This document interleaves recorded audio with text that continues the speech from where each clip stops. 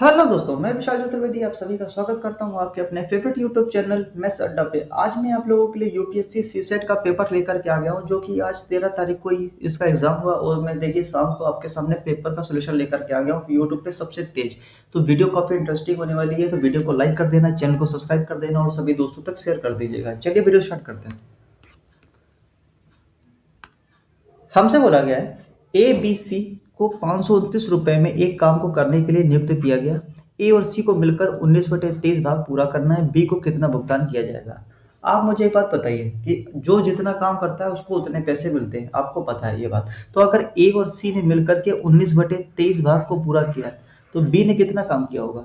B ने सिर्फ और सिर्फ 4/23 काम किया होगा। उसको 4/23 ही पैसा मिलेगा। तो 4/23 529 का लोग निकाल लेंगे तो इसको कट कर देंगे तो कितने बार जाएगा? 23 बार। 23 का स्क्वायर होता है तो 23 चौको कितना हो गया? 4×3 = 12, हंसी लगी 1, 4 दूनी 8, 1 9, 92 रुपए। बी ऑप्शन इसका क्या हो गया? राइट आंसर हो गया। चलिए जल्दी से आगे बढ़ जाते हैं। अगला क्वेश्चन देखते हैं। अगला क्वेश्चन हमसे बोला गया रवीश और शिखा की आयु का अनुपात 3:8 है। यदि 6 वर्ष बाद उनकी आयु का अनुपात 4:9 हो गया तो हमसे रवीश की अनुपात बताना है। तो रवीश को यहाँ लिखते हैं, रवीश और शिखा, उनकी वर्तमान आयु का अनुपात कितना है? 3:8। अब हमसे बोला गया है 6 वर्ष के बाद, 6 साल के बाद ये अनुपात कितना हो गया? 4:9। 4:9 हो गया। अब आप मुझे एक बात बताओ, कितना बढ़ गया? 3 से 4 हो गया और ये देखिए 8 से 9 हो गया, यानी कि कितना बढ़ रहा है? 1 बढ़ रहा है। एक सवाल में किसके बराबर है? 6 साल के बराबर। अगर एक यूनिट 6 साल के बराबर है तो यहाँ से 3 यूनिट किसके बराबर हो जाएगी? 18 साल के बराबर हो जाएगी। और यहाँ से 8 किसके बराबर हो जाएगी? 48 साल के बराबर हो जाएगा। हमसे क्या पूछा है? रवीश। रवीश यानी कि 3 यूनिट 18 साल। ए ऑप्शन इसका क्या हो गया? राइट आंसर हो गया। अगला क्वेश्चन देखते हैं। अगला क्वेश्चन देखते हैं। और हाँ, इसकी पीडीएफ आपको मेरे टेलीग्राम चैनल पर मिल जाएगा। टेलीग्राम का लिंक हमारे डिस्क्रिप्शन बॉक्स में दे रखा है। क्वेश्चन में बोला गया है कि एक वृत्त की परिधि का और क्षेत्रफल का संख्यात्मक मान समान है। यानी कि हम मान सकते हैं कि अगर किसी वृत्त की परिधि क्या होती है? 2πr। हमसे बोला गया ये बराबर है πr², इसका वृत्त के क्षेत्रफल के बराबर है। तो आप मुझे बताइए, πr से πr कैंसिल हो जाएगा, यहाँ से बचेगा क्या? r बराबर आ जाएगा 2। r बराबर क्या आ जाएगा? 2। तो इसमें कौन सा ऑप्शन? बी ऑप्शन इसका, सी ऑप्शन इसका क्या हो जाएगा? Right answer. यहाँ पर पाई लिखा हुआ था, पाई इकाई।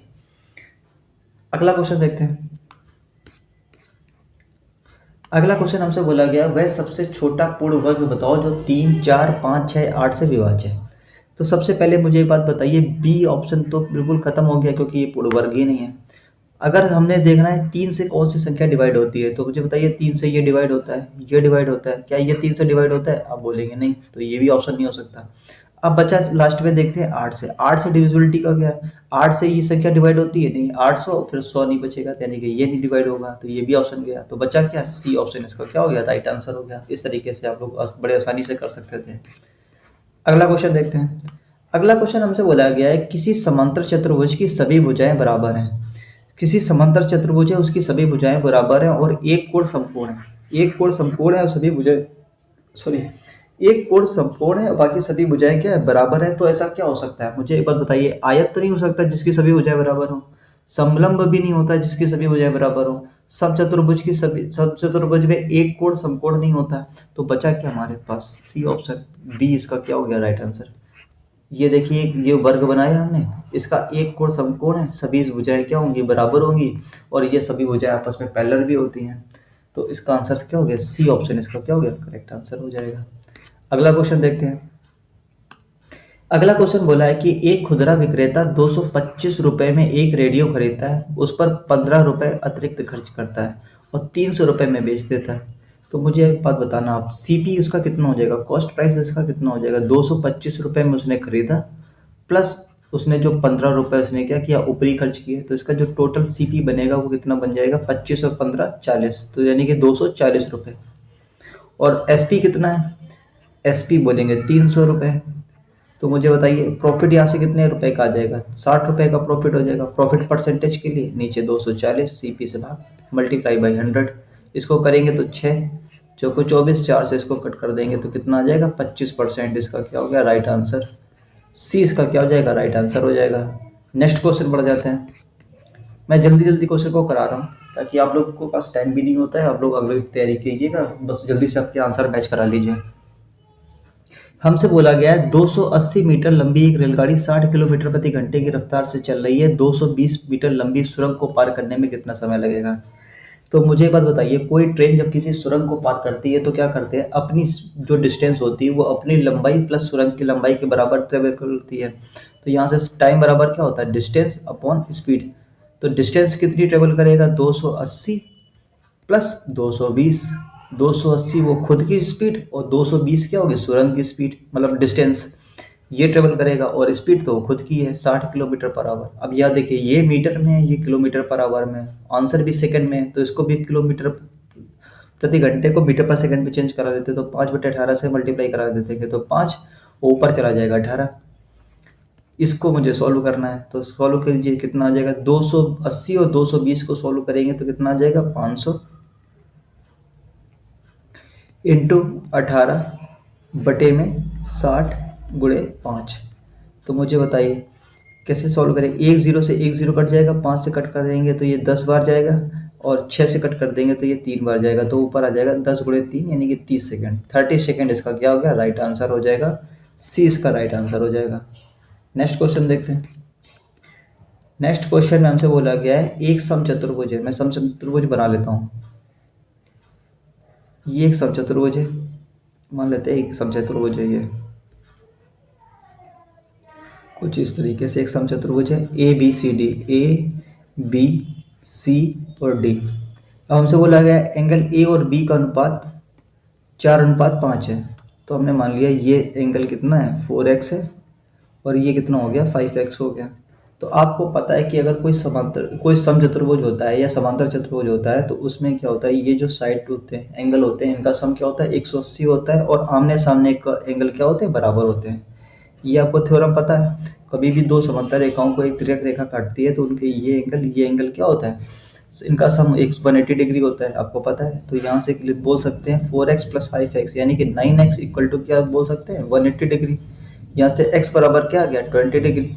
तो हम यहाँ से 4x की वैल्यू कितनी आ जाएगी, 80 डिग्री। हमसे क्या बोला है, एंगल C की वैल्यू, तो जो एंगल A होगा वही एंगल क्या होगा, C, यानी कि एंगल A बराबर एंगल C, एंगल A बराबर एंगल C बराबर 80 डिग्री, क्योंकि समचतुर्भुज में आमने सामने के कोण क्या होते हैं, बराबर होते हैं, इसलिए इसका आंसर क्या हो जाएगा, डी ऑप्शन इसका राइट आंसर हो जाएगा। अगला क्वेश्चन देखते हैं। अगला क्वेश्चन हमसे बोला गया है कि एक रेखा का समीकरण दे रखा है 3x - 5y = 15। तो हमें एक बात बताइए, इक्वेशन कितनी है, एक इक्वेशन है, और वेरिएबल कितने हैं, दो वेरिएबल है। जब एक इक्वेशन दो वेरिएबल होते हैं तो उसके हल क्या होते हैं, अनंत हल होते हैं, क्योंकि अब x का कोई भी मान रखेंगे तो y का मान क्या होता है, अपने आप चेंज होता रहेगा। x का कोई भी मान रखेंगे y का मान चेंज होता रहेगा। इस तरीके से देखिए, इसमें ऑप्शन देखिए, कोई हल नहीं, ऐसा नहीं हो सकता, इसके तो अनंत हल होंगे, तो इसके बोल सकते हैं असीम रूप से कई हल होंगे। इसका आंसर डी ऑप्शन इसका हो जाएगा। दो हल कैसे हो सकते थे, जब दो इक्वेशन दो वेरिएबल होंगे तब आंसर क्या आएगा, दो। और यहाँ पर एक हल होने के लिए एक इक्वेशन एक वेरिएबल होगा, तब इसका आंसर एक हो सकता था। इसके लिए अभी इसका आंसर क्या हो जाएगा, डी ऑप्शन इसका राइट आंसर हो जाएगा। नेक्स्ट क्वेश्चन देखते हैं। फिर से एज का क्वेश्चन बोला गया, रवीश और शिखा की आयु का अनुपात। आई थिंक मैंने ये क्वेश्चन दोबारा ले लिया, अगला क्वेश्चन से बढ़ जाते हैं। अगला क्वेश्चन बोला गया है, यदि किसी संख्या को 84 से भाग दिया जाता है तो शेषफल 37 आता है। यदि इसी संख्या को 12 से भाग दिया जाएगा तो शेषफल क्या आएगा। तो देखिए, इसका टाइप का कॉन्सेप्ट ये बोलता है कि जब किसी संख्या को, पहले किसी संख्या को जब 84 से भाग दे रहे थे तो जो रिमाइंडर आ रहा था वो 37 आ रहा था। अब उसी संख्या को अगर हम लोग 12 से डिवाइड करेंगे तो रिमाइंडर क्या आएगा।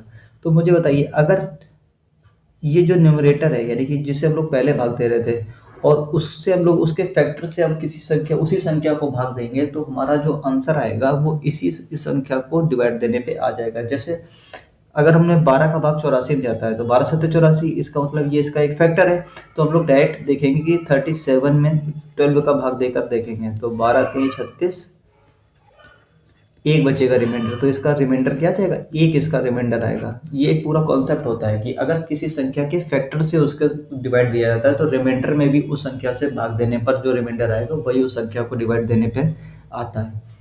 अगला क्वेश्चन देखते हैं। अगला क्वेश्चन हमसे बोला है, इसको थोड़ा सा छोटा कर लेते हैं, दिखेगा नहीं, थोड़ा सा ऊपर ये। अब मुझे एक बात बताइए, सबसे बोला हमसे बोला है कि A B parallel to C D, X का मान बताना है, यानी कि A B parallel to C D, ये रेखा एक दूसरे के पैरेलल है। तो मैंने क्या किया, सी डी को थोड़ा सा आगे बढ़ा लिया, थोड़ा सा आगे बढ़ा लिया ये। तो अब मुझे बताइए, अगर ये सी डी इसके पैरेलल है तो ये भी लाइन इसके पैरेलल होगी। तो अभी मैंने बताया कि जब दो पैरेलल लाइंस को एक तिर्यक रेखा काटती है तो ये एंगल और ये एंगल क्या होंगे, आपस में बराबर होते हैं। तो जैसे ये एंगल 50 है तो ये एंगल क्या हो जाएगा, ये वाला जो एंगल आएगा ये भी 50 डिग्री हो जाएगा, ये भी कितना हो जाएगा, 50 डिग्री। अब मुझे एक बात बताना, ये त्रिभुज जो आप देख रहे हैं, ये जो मैं अभी हाईलाइट कर रहा हूँ, इस त्रिभुज में आप देखिए, ये इसका क्या है, बाहुकोण है, बाहुकोण 80 है, तो ये दो अंदर के कोण के योग के बराबर होता है, यानी कि x प्लस 50 बराबर क्या हो जाएगा 100, यानी कि x बराबर यहाँ से क्या आ जाएगा 50। यानी कि अब ये हमारा होता है, एक प्रॉपर्टी होती है कि कोई भी त्रिभुज है उसका एक बाहुकोण जो होगा वो अंदर के दो इंटीरियर एंगल के सम के बराबर होता है। यानी कि इंटीरियर एंगल का जो सम होगा वो बाहुकोण के क्या होगा, बराबर होगा। यानी कि यहाँ पर अगर 100 है, ये 50 है, तो इसको भी 50 होना पड़ेगा, 50 50 100। तो डी ऑप्शन इसका क्या हो गया, राइट आंसर हो गया। नेक्स्ट क्वेश्चन देखते हैं।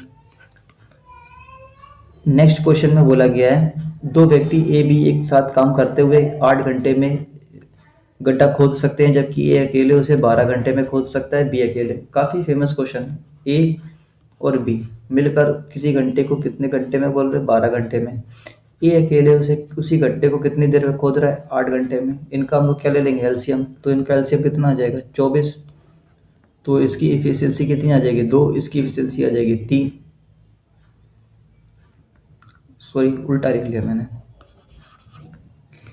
ए बी कितनी देर में कर रहा था, ए बी कर रहा था 8 घंटे में, ए बी कर रहा था 12 घंटे में। तो इसकी इफिशियंसी आ जाएगी 24 वर्क हो गया, इसकी इफिशियंसी आ गई 3, इसकी इफिशियंसी आ गई 2। ए की इफिशियंसी 2 है और ए और बी की 3 है, तो यहाँ से ए बी की इफिशियंसी कितनी आ जाएगी, 1।